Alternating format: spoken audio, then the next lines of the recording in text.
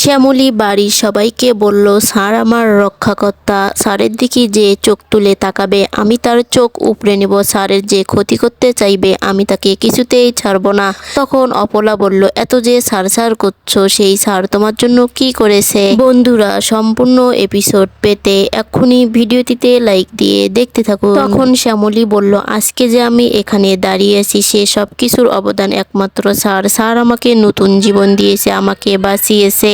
আমি কখনোই স্যারের এই ঋণ শোধ করতে পারবো না। সেজন্য স্যারকে যে বিপদে ফেলার চেষ্টা করবে আমি তাকে কিছুতেই ছেড়ে কথা বলবো না। তখন শ্যামলী তার শ্বশুরকে বলল, বাবা আমি পুলিশের কাছে যাব, তাতে তোমার কোনো আপত্তি আছে? তখন তিনি বলল, না আমার কোনো আপত্তি নেই।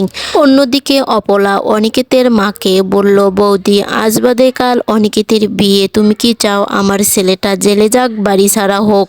তখন অনিকেতের মা শ্যামলীকে বলল, আমার ছেলের নতুন জীবনের দিব্যি শ্যামলী, তুমি কিছুতেই পুলিশের কাছে যেতে পাবে না।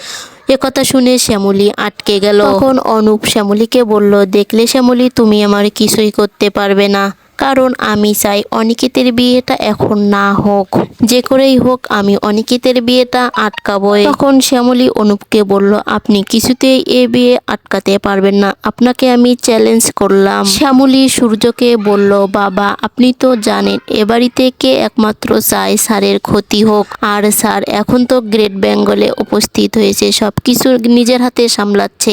আর স্যার যেদিন গ্রেট বেঙ্গলে জয়েন করলো সেই দিনে সব খাবার নষ্ট হয়ে গেল।